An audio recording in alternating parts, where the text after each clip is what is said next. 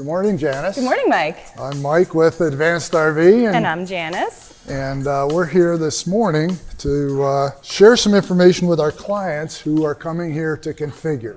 We want to talk about the different toilet options that are out there, but first I think we should get to the bottom of some of the details. We should. And what are we dealing with? Well, 2 people in 24 hours generate about a half a pound of solids and about 4.5 pounds of liquids per day, which would be about a half gallon of volume a day. So that's what we're dealing with. When we talk about different toilet options, we need to talk about how we're going to store that and how we're going to get rid of that. And there are some differences in how you make your deposit. Yes, there is. So we should talk about that as well. So what are the different types of toilets that we've installed? So a regular flush toilet is our most popular choice, but then there's also cassette toilets. There's toilets that separate and bag the waste. There are composting toilets and incinerator toilets. And the only one that we haven't installed are incinerator toilets. And I'd like to make a disclaimer right away. I'm not an expert in toilets. And are you, Janice? No. If we start with the conventional flush toilets that we're sitting on, a big percentage of our clients choose these toilets. The ones we're on right now are ceramic, and they actually flush with about a half a pint of water required per flush. And at ARV, we flush into a black tank that has about a little over 18 gallons of capacity. Marcia and I get a week and a half between emptying of the black tank. And it pretty much corresponds with when we need to fill the fresh tank and empty the gray tank. So you sit on the toilet, or in this case, you can stand up if you're used to standing up, and it's just like going at home. There's a very good seal at the bottom of the toilet, but not only a mechanical seal, but the other thing that you do is you flush just a little bit of more water over the top of that seal, and that makes a water seal. So that seal won't let any gas smell or anything else out. And then how do you get rid of the waste out of the tank? Out of the black tank, the way we do it is we hook up a macerator underneath that's permanently installed, although it can be removed if you want to put a continuous discharge 3-inch hose on there. But there's an 1.5-inch hose connected to a macerator, and the reason we do that is it'll pump uphill. So you don't have to have your van above the dump station or wherever you're dumping it. I think it's 8 or 10 feet it'll pump up, so you can actually have the discharge pretty high. So you pull the hose out, it's always connected. There's a 1/4 turn valve at the end of the hose so that it seals. Anything in the hose is not going to drip out or anything. You put it in the dump station, open the 1/4 turn valve, and now go back and turn on the macerator. That's the whole process. Deposit just like you would in your home, flush just like you would in your home, goes to a black tank. The black tank lasts for 4 or 5 days to 2 weeks. You go to a dump station. I think one of the fears with tanks is that you're not going to be able to find somewhere to dump easily, but there's apps that tell you where every dump station is. Yeah, and some are free. We went to a state park in upstate New York on our way back from Maine last week. Cost us $6 to dump, and we dumped once in a 2-week trip. From everything I've read, the most important thing is to make sure there's liquid in the tank, a good amount of liquid, so that you're not depositing solids in a dry bottom tank. There are all kinds of organic and not so organic treatments for the tank that will break down the solids more quickly, and they will eliminate odor purportedly. So that's flush toilets. Yeah, let's talk about some of the other toilets. So cassette toilets. All right, cassettes. That's a good, because it's similar in some ways. A cassette toilet doesn't necessarily separate, but the waste gets deposited into a tank that's usually just underneath the toilet.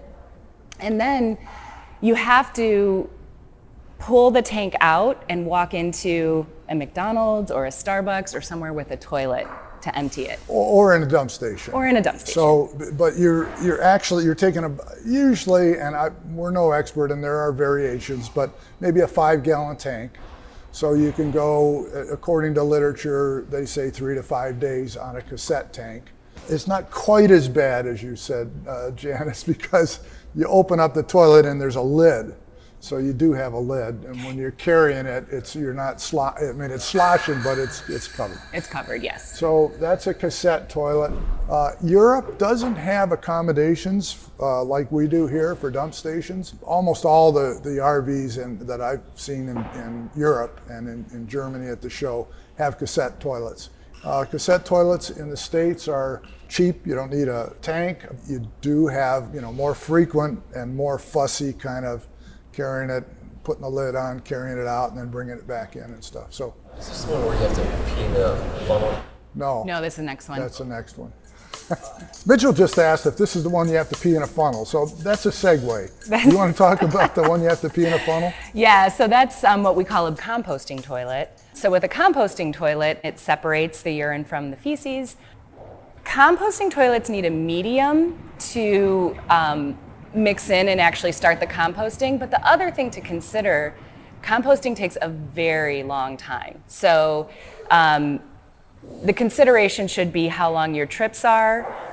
If they're week-long trips, you're not going to get close to composting. So in that case, you end up taking the composting toilet, often the whole toilet outside, dumping the partially composted feces and medium into a bag, sealing it up and throwing it in a dumpster. Mm-hmm. So, and unless you're full-time, you're probably going to dumpster deposit your composted toilet. Another thing with composting, you need to bring the medium along. So if it's peat moss or coconut, something with a lot of fiber that helps accelerate the composting. The other thing that I think clients should consider when considering a cassette, a bag, or a composting toilet is just the maintenance required to make sure that it doesn't smell in the van.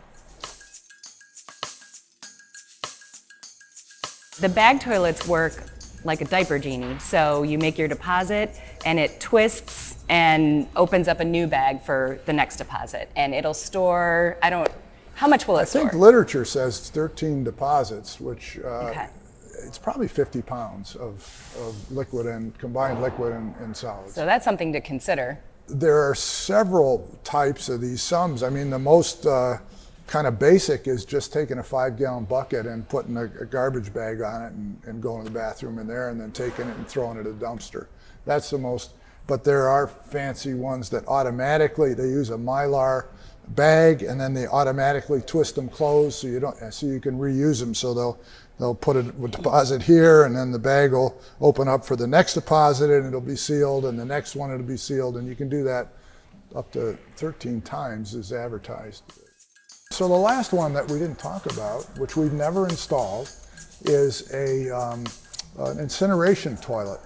And they look like magic when you think about it. I mean, you deposit in there, you close the chamber where there's actual combustion or high heat, and then flick a switch and presto, it goes to ash.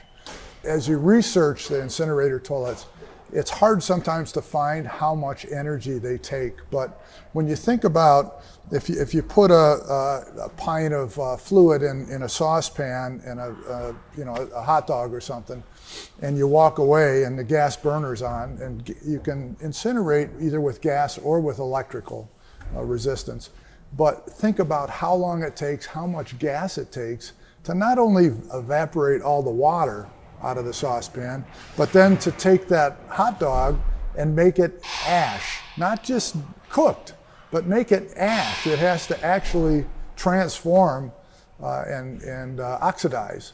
So you have to take all this moisture and convert it to a vapor and boil it off, and then you have to oxidize the solids and the organics in the urine. So it's there's nothing wrong with the technology. It is just hugely energy intensive. If we do get a request and somebody seriously wants an incinerator toilet, we'll probably give them about 30 kilowatt hours of battery, which if you look at some of the hybrids, that's about how much a hybrid car would have, just so that you'd have enough electric power to incinerate and do all the other, cook and do all the other things that require power.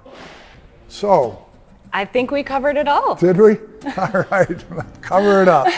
So I hope this helps our clients. And again, we're not experts, and a lot of the details that we've kind of superficially gone over are a deep kind of